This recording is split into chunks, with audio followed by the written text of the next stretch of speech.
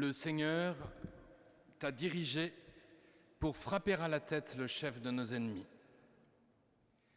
Voilà comment le chef de la ville de Béthulia chante Judith, alors qu'elle revenait avec la tête d'Holoferne, le cruel général qui voulait raser Israël. Depuis toujours, la figure de Judith a inspiré la tradition catholique pour y voir une annonce, une sorte de description prophétique de ce qu'est pour nous la Vierge Marie, la Sainte Mère de Dieu. Oui, comme Osias le dit à Judith, nous pouvons le dire, l'acclamer, le chanter. Marie, le Seigneur t'a dirigé pour frapper à la tête le chef de nos ennemis.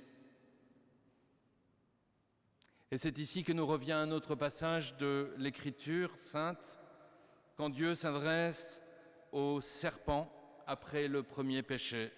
Je mettrai une hostilité entre toi et la femme, entre ta descendance et sa descendance, celle-ci te meurtrira la tête. Dans un très beau tableau du Caravage, on peut voir l'enfant Jésus, marchant à peine, écraser la tête du serpent de son petit pied et sa mère de son pied d'adulte, appuyée sur le pied de son enfant, sur la tête du serpent. Marie, et on le dit ici à Argenteuil depuis des siècles, tissa elle-même la tunique de son fils. Et j'aimerais que ce soir nous méditions cela. Tout d'abord, Marie, mère, protège son fils. Un vêtement a plusieurs fonctions. Il peut dire notre importance, notre rang social, notre plus ou moins grand souci de nous-mêmes, la considération que nous avons pour les modes et les usages. Mais la première fonction d'un vêtement, c'est de protéger.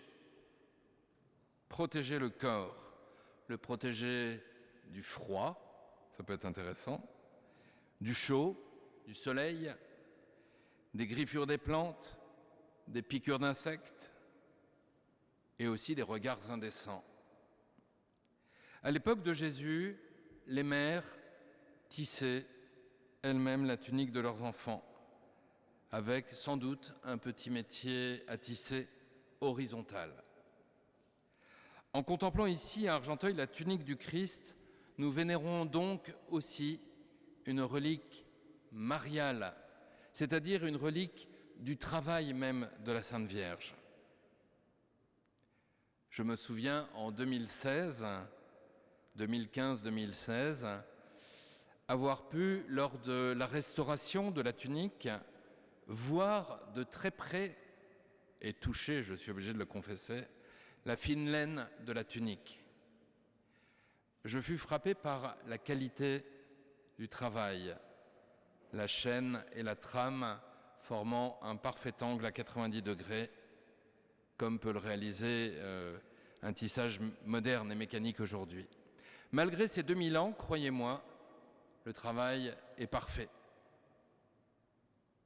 Et je m'étais fait alors cette réflexion, c'est du travail parfait. Et je me suis repris aussitôt en disant, c'est parfait, normal, c'est la Sainte Vierge qui l'a fait. Et ça, c'est bien évident. Qu'est-ce qui pourrait sortir de mauvais des mains de Marie ? Rien de plus normal que ce travail donc fait par la Vierge pour son Fils. Alors si on prend un peu de hauteur par rapport à la matérialité des choses, eh bien on peut en tirer des leçons magnifiques. Dieu a vraiment confié son Fils à l'humanité. Il l'a livré dans les bras d'une femme, la Vierge. Il a voulu que cette femme, avec l'aide de Saint Joseph, prenne le plus grand soin de son Fils, qu'il soit nourri, protégé, enseigné,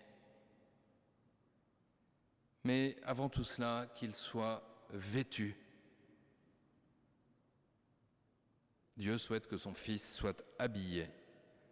Quelle humilité immense de sa part.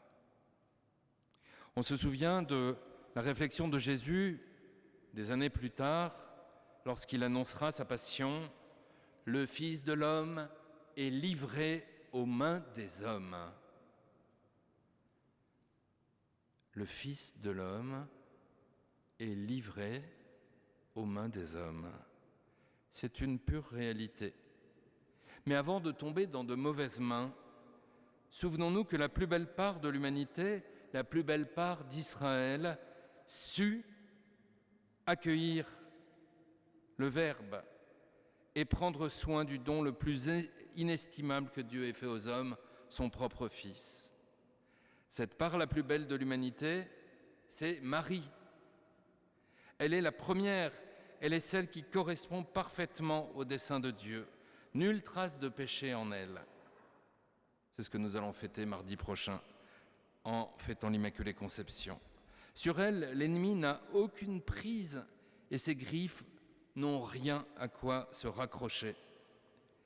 C'est pour cela qu'elle fut choisie pour entourer et protéger le Fils de Dieu. Elle fut aussi choisie pour l'aimer, car elle l'aima comme jamais une mère n'aima son fils. Marie tisse la tunique de son fils. Marie tisse aussi la tunique de l'Église. Au pied de la croix, vous l'avez entendu, Jésus nous donne Marie. Il veut que nous la prenions chez nous, que chacun l'accueille dans son cœur. Saint Jean, au pied de la croix, représente toute l'Église. Il va recevoir Marie chez lui et surtout en son cœur comme un trésor à chérir. Marie est le trésor de l'Église. Vous le savez bien chacun combien la Vierge nous est proche. Je pense aux malades, je pense à la prière si difficile des malades et de tous ceux qui souffrent. Le nom de Marie, même au cœur de nos nuits, vient si facilement sur nos lèvres. Redisons souvent la si belle prière de Saint Bernard, dont je vous redis la première phrase, « Souvenez-vous, ô très miséricordieuse Vierge Marie, qu'on n'a jamais entendu dire qu'aucun de ceux qui avaient eu recours à votre protection, imploré votre assistance, réclamé votre secours, ait été abandonné. » Mais que signifie Marie tisse la tunique de l'Église? Elle veut, comme elle a protégé le corps de son Fils, elle veut aussi protéger le corps de l'Église, corps dont nous sommes tous les membres. En protégeant l'Église, elle protège chacun de nous. Comment? La tunique est l'habit taché du sang de Jésus, sang de l'agonie à Gethsémani, sang de la flagellation et du chemin de croix. C'est bien le sang précieux de Jésus qui nous protège contre les assauts du mal, contre la cruauté de l'ennemi, contre la volonté perverse du diable qui est de nous perdre loin de Dieu. Ce qui protège chacune de nos âmes, chers frères et sœurs, c'est le sang de Jésus. Non pas comme un talisman magique, évidemment. Le sang de Jésus, c'est le fruit de son amour. C'est sa vie donnée, livrée. Aucune vie chrétienne ne peut se développer sans cette assurance. J'ai été sauvé par le sang de l'agneau sans péché. J'ai été sauvé par le sang de l'agneau sans péché. Alors, pour conclure, chers frères et sœurs, j'aimerais que ce soir nous puissions recevoir la tunique des mains mêmes de Marie et nous en revêtir. Quand vous passerez tout à l'heure sous le reliquaire, laissez symboliquement la Vierge vous revêtir de l'habit de son Fils taché, de son précieux sang. C'est là que vous obtiendrez tout ce qu'il faut pour résister au mal, quel qu'il soit.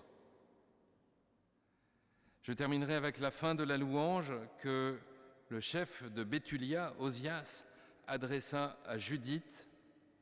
Appliquons-le surnaturellement à la Vierge Marie. Il disait à Judith, « Jamais l'espérance dont tu as fait preuve ne s'éloignera du cœur des hommes, mais ils se rappelleront éternellement la puissance de Dieu.